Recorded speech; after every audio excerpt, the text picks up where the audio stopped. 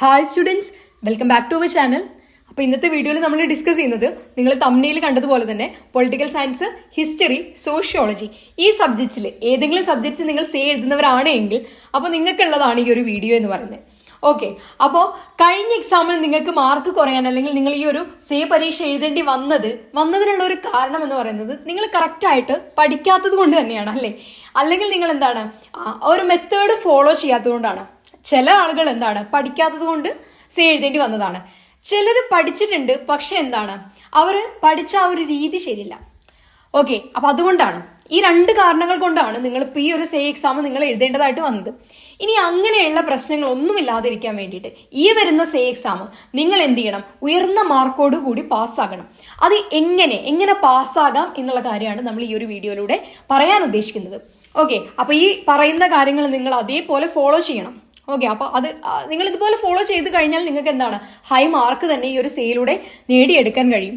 Okay, അതല്ല എങ്കിൽ നിങ്ങൾ മറിച്ചൊന്ന് ആലോചിച്ച് നോക്കുക. ഈ സേ നിങ്ങൾക്ക് എഴുതാൻ പറ്റിയിട്ടില്ല അല്ലെങ്കിൽ നിങ്ങൾ എഴുതിയിട്ട് കിട്ടിയിട്ടില്ല എങ്കിൽ എന്താണ് അടുത്ത വർഷം വേണ്ടി വരും.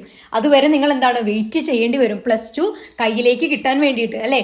അപ്പൊ നമ്മളെ ജൂനിയേഴ്സൊക്കെ നമ്മളൊപ്പം എത്തി. പിന്നെ അപ്പൊ നമുക്ക് വയസ്സ് കൂടുകയാണ്, നമ്മൾ ഒരു കൊല്ലം അവിടെ വേസ്റ്റ് ആവാണ്. ഈ കാര്യങ്ങളൊക്കെ നിങ്ങൾ ആലോചിക്കണം കേട്ടോ.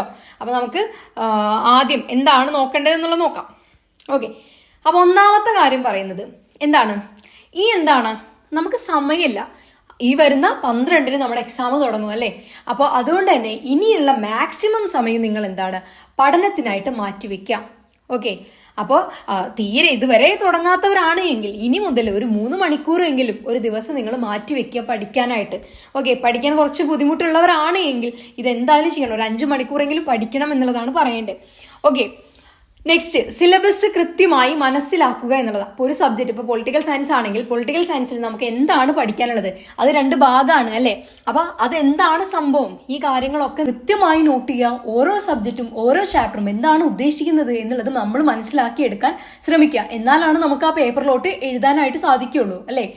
അടുത്തത് എന്താണ്? മുൻകാല ചോദ്യ പേപ്പറുകൾ അനുസരിച്ച് പഠനം ക്രമീകരിക്കുക. ഇനി നമ്മൾ അതും ഇതൊന്നും പഠിച്ചിട്ട് കാര്യമില്ല.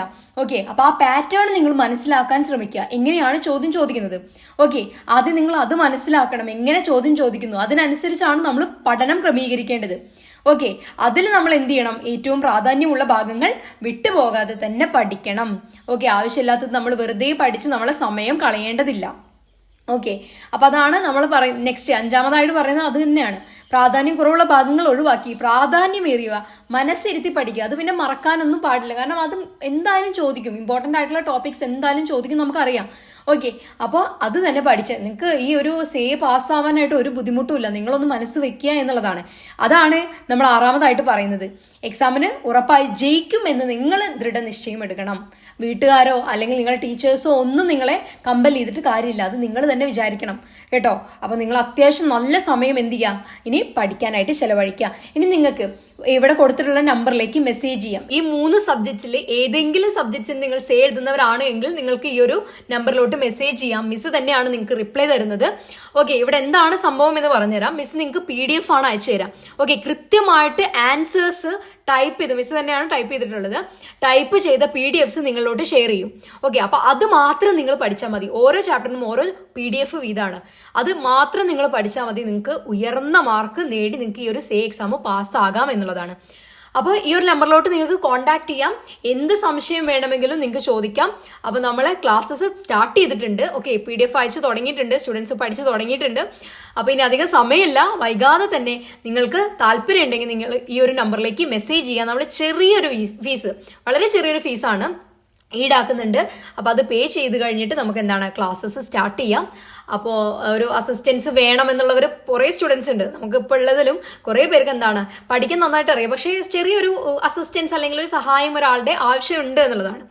അപ്പോൾ 4 മാർക്കിന് അതുപോലെ 2 മാർക്കിനൊക്കെ പോയവരും അതുപോലെ തന്നെ ഒരുപാട് മാർക്കിന് പോയവരൊക്കെ ഉണ്ട്. അപ്പോൾ അവരൊക്കെ പാസ്സാവും. നിങ്ങൾക്കൊരു ഗ്യാരണ്ടി തരാം, നിങ്ങൾ എന്തായാലും പാസ്സായിരിക്കും. നമ്മൾ ആ PDF മാത്രം പഠിച്ചാൽ മതി എന്നുള്ളതാണ്. ഓക്കെ, അപ്പോൾ താല്പര്യമുള്ളവരാണെങ്കിൽ ഈ ഒരു നമ്പറിലോട്ട് മെസ്സേജ് ചെയ്യാം കേട്ടോ. അപ്പോൾ നമുക്ക് ഡീറ്റെയിൽ ആയിട്ട് പറയാം. ഓക്കെ, അപ്പൊ എന്തായാലും ഓൾ ദി ബെസ്റ്റ്. എല്ലാവരും നന്നായിട്ട് പഠിക്കുക. ഈ സേ നിങ്ങൾ ഉറപ്പായിട്ടും പാസ്സാകണം കേട്ടോ. അപ്പൊ അങ്ങനെ പാസ്സാകും എന്നുള്ളവരൊന്ന് കമന്റ് ചെയ്യുക. ഞാൻ എന്തായാലും ഈ ഒരു സേ എക്സാമിന് പാസ്സാകും എന്നുള്ളവർ നിങ്ങളൊന്ന് കമന്റ് ചെയ്യുക കേട്ടോ. അപ്പൊ എന്തായാലും thank you, all the best. നിങ്ങൾ നന്നായിട്ട് പഠിക്കുക കേട്ടോ.